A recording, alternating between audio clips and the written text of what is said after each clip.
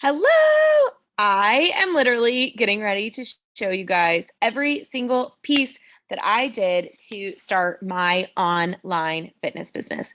Now, the reason that I'm sharing all of this with you is because I made so many epic mistakes, but also because the hard skills are not where you need to invest your money. So, again, the hard skills, the apps that you need, how to schedule clients, what you actually need for your business, those things are not what you need to be investing money in for coaching. So, as we get to the end of this, I want you to take all of this information and I want you to know that then I want you to invest in someone to actually coach you in the soft skills. And what I mean by the soft skills is, what's your vision for your business? What do you want a day in your life to look like? What do you believe that your purpose is to be put here on earth? And how is starting this business, fulfilling this business, how is that going to grow in your purpose? What are your values? How do your values show up in your business? How are you staying in alignment with them and in integrity with yourself as you become a business owner? It doesn't matter if it's a side hustle, it doesn't matter if it is your full-time gig. When you become an entrepreneur, it's so freaking important to make sure that you're in integrity with yourself. And the way to do that is with coaching and soft skills that continue to help you sit with problems, that continue to help you be solution based, that help you collaborate and really find those mentorships that you need. So, investing thousands upon thousands of dollars into these hard skills is not where it needs to be. So, I created this. I wanted to show you everything that I did to really start my business, and I only left the essential things. So, I cut out all the crap that I did that got me nowhere, and I really fed into the things, the hard skills that got me places. But the things that got me really here, where I get to work with elite athletes, I really create environments for optimization of healing and being aware of stress and physical and mental and how to really use that stress optimally or eliminate it. Those pieces were from my coaching. Those people were from what I really invested in. So, starting an online business, first and foremost, keep it simple and keep it in budget. My friend Jill talked to me this weekend, and one of the things that she talked about, I can't remember what book it was that she said, but I'll have to find out. But she read this book about how to start a fitness business, and she said, start with first, how much money do you want to make? How much profit do you want to make and invest? Pull that out first. So if you want, or say, I want to take 30% and profit and investment, take out the 30% first, and then you're left with whatever else and make that work within your budget for your bills, your expenses, and all of those kinds of things because you can make it work. But if you start piling up expenses first and then you think, I'll just take whatever is left, you will always find more things to spend expenses on. So make sure that you know, first and foremost, how much money do you want to make for yourself or for investing back into your business. From there, then figure out how much you're going to charge. What is that going to look like? How much overall do you need? Take the rest of what's left over, and that is how much is going to your bills and expenses and all the pieces that we're getting ready to talk about. First step, do no harm to yourself or to others. Okay, so liability insurance is huge. We live in a society where this is essential. Because I'm a physical therapist, I have mine through a company called HPSO. If you're a physical therapist, highly recommend them. Feel like I got a very fair rate. You also need to make sure whenever you're investing that you don't need a supplemental service one way or another. So I also have another supplemental for my wellness and fitness because HPSO covers me as a physical therapist. And then I also had to upgrade to make sure that HPSO covered me as a business owner and other people that worked within my business.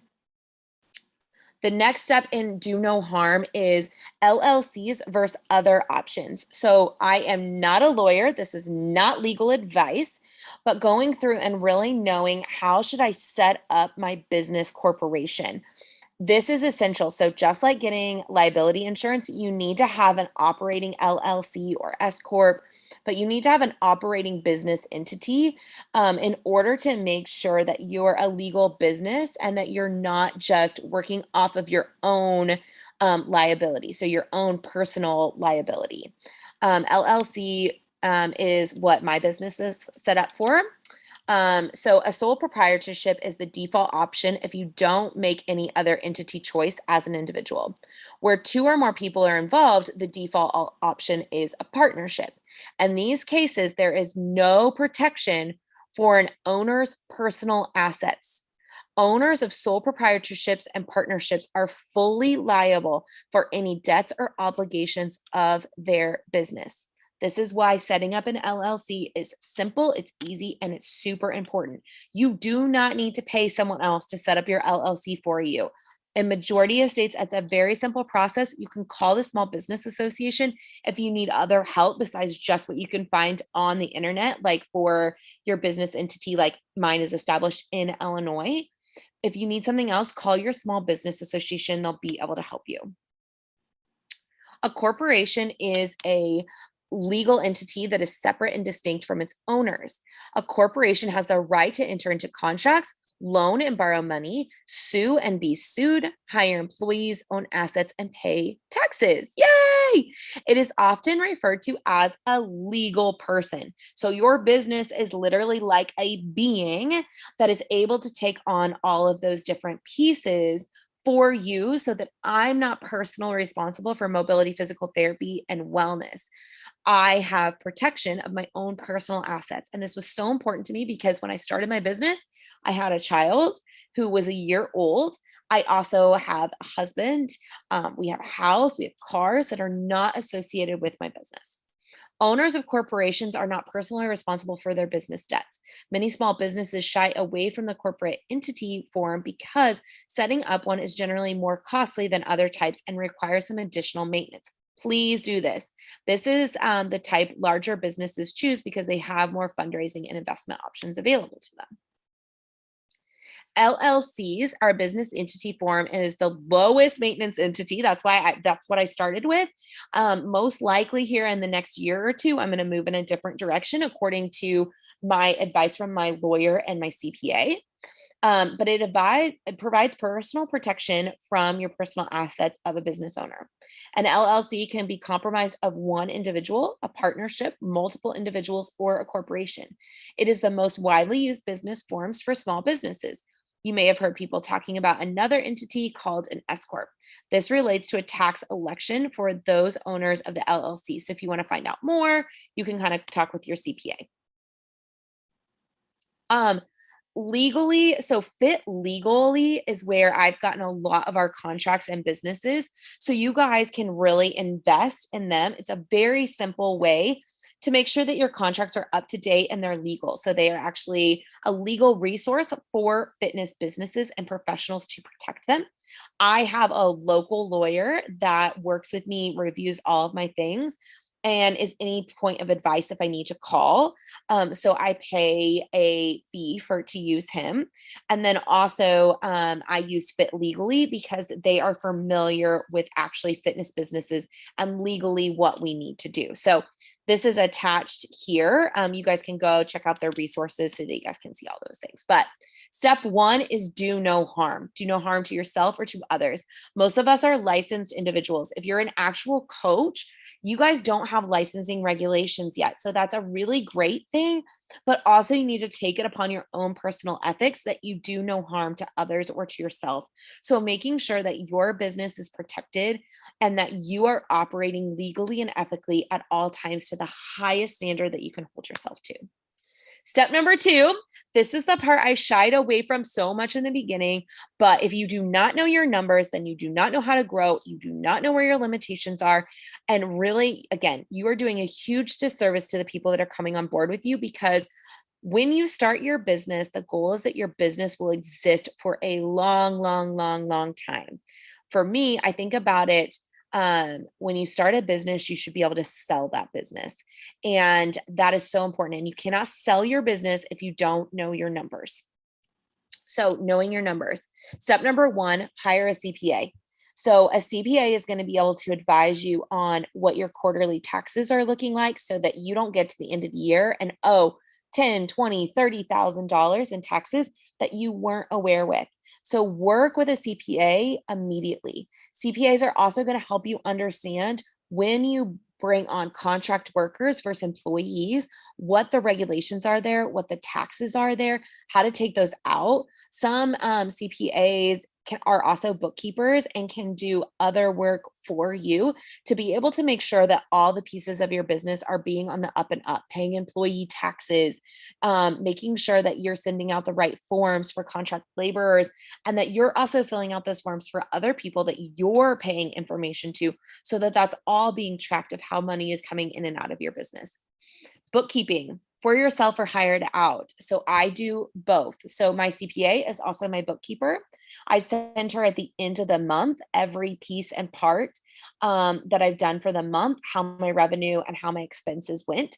She checks in with our budget that we set at the beginning of the year, our growth responses, and how those pieces fit together. The next part, though, is that I actually do bookkeeping daily for myself. So I look daily, well, let's just say 2 days a week at least. So I usually look on Thursdays and on Mondays, and I go through and make sure any expenses that are coming out, that my bank account is balanced and all those pieces. And I learned how to do that at the same time that I learned how to develop a working plan ahead budget. And I did that through Fiscal Fitness.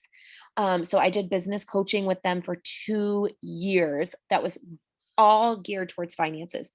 I never planned on being a business owner. I did not understand my own personal finances to be a sole entrepreneur, and I did not understand my business finances. So, Fiscal Fitness is really what I invested in to start learning all about finances and what options I needed to do when. Like, step one, what's coming in and what's going out of your business, and is that productive? Step number two, how do you grow your own salary? Step number three, how do you grow investments and what does that look like? And what are the best ways to do that within a small business?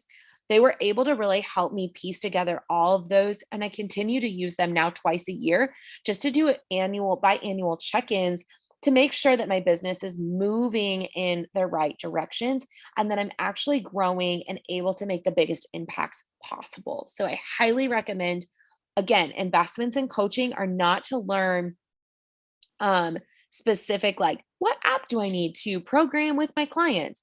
It is to learn these soft skills of how this fits into your vision and how this fits into growth so your business can be around for years and years. Sure you have heard that I think it's 80% of businesses fail within the first year, some a number around that. So a significant portion of businesses do not exist after 1 year. And I believe the biggest thing of that is know your numbers. You cannot make safe investments into the clients that are working with you or into yourself or into growth options if you don't know your numbers first. Step three, sales and marketing. You have to have systems set up so that people can come into your business and make sales. And you've got to have ways to go out and get clients, right? I still love word of mouth marketing. My best and most valuable clients come in that way, which is huge. So using an online scheduling system is so important. I love Acuity scheduling. That's what I've used. I love their subscription basis. So you can actually have somebody that goes in and they're scheduling, they get a reminder to schedule a one-on-one with me, but they also get auto billed every single month whenever I'm doing training program for them. So I love this option. Sometimes it's built into different training platforms. But what I like about Acuity is that it sends them to remind them to schedule an appointment with me. It's separate from my training platform because a lot of training platforms don't have the ability to then set up one-on-one calls. And Acuity does all of that and takes in the payment. So I've really, really, really enjoyed Acuity. Inside Mobility Mastery, I actually have a whole setup on like how to set up your Acuity scheduling so that people can see how all those pieces start working together. And I've helped many people in my business coaching one-on-one actually get those pieces set up so things can flow really easily. I also like that they have an app too. Step two is email. So we went through when we first started, we had MailChimp. Most likely we will be moving to ConvertKit.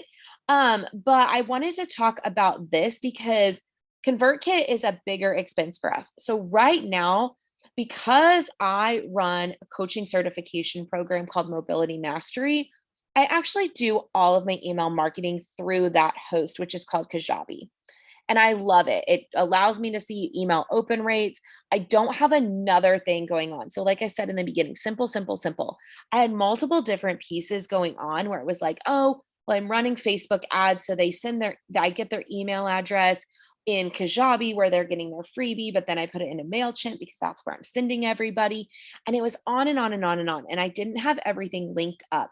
Create a system that is simple for you. So you actually can just do things within Google and Gmail Workspace as well. And this article here actually shows you, it's actually a YouTube video, but it actually shows you how to set all of those pieces up as well. So make it simple. Don't feel like you need a whole bunch of pieces in your puzzle because people want a personal connection to you. They don't want to be getting a whole lot of spam emails if they don't apply to them and if there's not something of value there. Client documentation storage. So no matter what, you should have some way that you're setting up. I just use Google Drive, but I use it through the Google Workspace, which is HIPAA compliant. And then I moved to Acuity. So all of my stuff in Acuity is set up with an internal block. And so I can actually keep notes on people. They can also fill out all of their forms. So that's why I moved all of that to Acuity. You can simply start with Google, like Google Drive. So sometimes I screenshot pictures of testing whenever we do virtual movement testing. I'll just screenshot and then I move all of those pictures into a file so that I can see the date that they were taken on and I can see people's progression to make sure that their programming is working. So just like we talk about mobility mastery, testing and retesting is so important to get client buy-in, but also to get your own proven results. Like, is what you're doing actually helping? And those are really important pieces. And so client document storage is huge. Google Drive or save my stuff on Acuity. Again, simple, simple, simple, simple. Payment systems. This is where I think you need multiple different payment systems. You should be able to accept payment any way people want to bring it to you.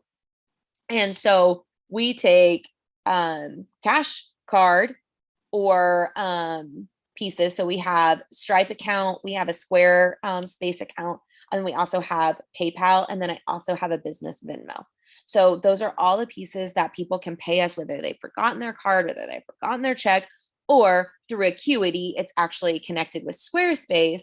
And so Square does the auto renewal. Auto renewal is the lifesaver, guys. Try to remember that you want people to be able to consistently pay you.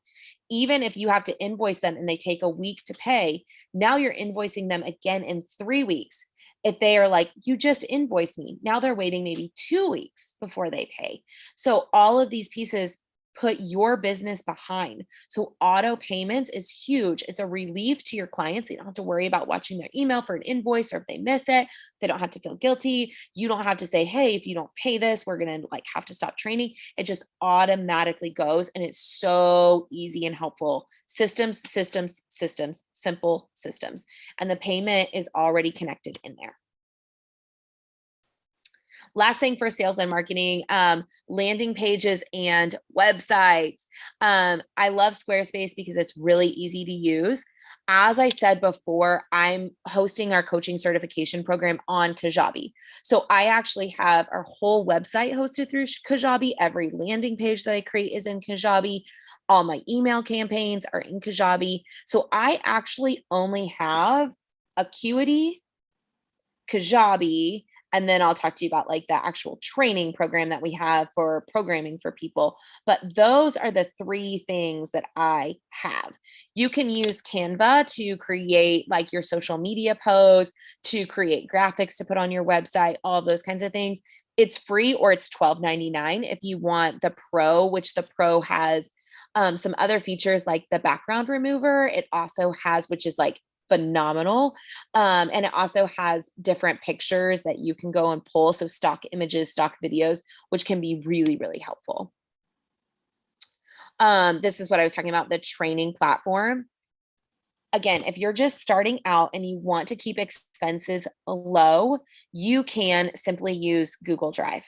You can highlight and hyperlink videos from YouTube for yourself. so that they know exactly what they're doing. There isn't really a check-in process necessarily, but they could write you comments below and you guys could check in each week and just read the comments that they've written, delete them out, or save them in a client folder. Completely fine. It is a free option. Okay. So when you are just starting out, you want to keep expenses low. This is a great way to start. We use Trainerize, which you guys see linked here. The reason that we do that is we are in the CrossFit space quite a bit, in the triathlon space. So the two Training Peaks is big in the triathlon space, and True Coach is huge in the piece for CrossFit. But when I program in those apps, those people have to have a different email address and they have to log out and log back in. I found that to be really annoying. So we just added an app that most people in our industry weren't using, but it's set up exactly the same. It's set up very, very well. So Trainerize is used a lot by personal trainers, but it wasn't being used heavily in the triathlon or in the CrossFit spaces. So people just have another app on their phone. We've personalized it. So it's the mobility physical therapy, the mobility athletes app portion within Trainerize, so that whenever they download it, everything is there. True Coach is another one that's really great. Love the way it's set up, very easy to flow. So either one of those are fine and fairly close investments, all based on how much you're actually spending. So we spend $90 a month for our Trainerize app, and we have, I think, 55 people on there right now. And then the last thing for sales and marketing is social media. Simple, simple, simple, simple. So Jessica from Power Branding took over my social media for a long time. I recently, in the last year, took it back over and really started integrating, making more reels and things that I love and are passionate about. But the only reason I was able to do that is because she simplified the process for me so that I could show up every day. Consistency in any social media platform is going to be the most beneficial. There are tons of things that you can be doing. There's Snapchat stuff for businesses, there's Instagram stuff, TikTok, Facebook, YouTube, just general ads, all of these pieces that you can be doing. The most important thing is to find something that works where your niche audience is at. Start there and just start posting every single day. If you start there and you start sharing things of value every single day, do that for a year. One platform for a year. If it's Instagram, you can auto pull it over to Facebook. If it is TikTok or Instagram, you can save your videos and still post them on the other platform. If you're doing shorts, which is, great. If you're using your own audio, you can do the same thing onto YouTube shorts. So make sure that you're just consistently using that. I also learned a ton about social media through Jen Casey. She has a social media strategy system that's really effective for repurposing content. Super helpful. But I have most of my stuff on Instagram. I'm now starting to share more educational long form videos like this on YouTube to continue to grow those education portions, which is so important to me because that's what's inside our coaching certification course. And that's the piece that I'm looking to grow so you guys can hang out with me more instead of just seeing my crazy Instagram videos. But go follow on Instagram at Mobility Athletes if you want to see all my little short, fun reels. So I talked just a little bit about email and email marketing systems already together, so you guys don't need a lot of those pieces. Biggest takeaway here, guys, start simple. Pick one task per day or per week that you want to get set up. Get it set up as a fluid system that does not need your help anymore. So, for example, I like to start with a scheduling once I get the do no harm list done. So, once you have liability insurance, once you have an LLC done, next step is scheduling. How easy is it for people to schedule and you get the information that you need and payment? So, I love setting up Acuity. They get to make their payment, get set up for either one time or auto. If they're going to go through and sign up for a month of training, all of those pieces, they have all their forms to fill out for their initial or any follow up, and they can easily schedule those follow ups either in person or virtual. For me, there's different links for both. They know exactly where to go on my calendar, exactly how to find it. My calendar is set up. It's linked to my personal Google Calendar so that my own stuff gets blocked out. If my kids have a doctor's appointment, I have something else going on. If you feel overwhelmed, do a brain dump. So if everything that we just talked about feels overwhelming, start making a list of all the things that popped up into your head as you were going. Do that big brain dump and then just pick one item each day or each week to do. Because guess what? In a very short amount of time, even if it's in a week, in 15 weeks or 12 weeks, even as early as 4 weeks, you could have a set up system in your business, getting clients and growing that. And that's freaking huge. So keep it simple. These are the hard skills. If you are ready to really dive into business and you're interested in coaching and having a niche platform, let me know. We have a mobility mastery coaching certification, which helps you add online portion to your in-person business through programming, mobility, and recovery. We also do one-on-one business coaching with me. I'm a certified neuro-linguistic programmer, which is all about language and communication.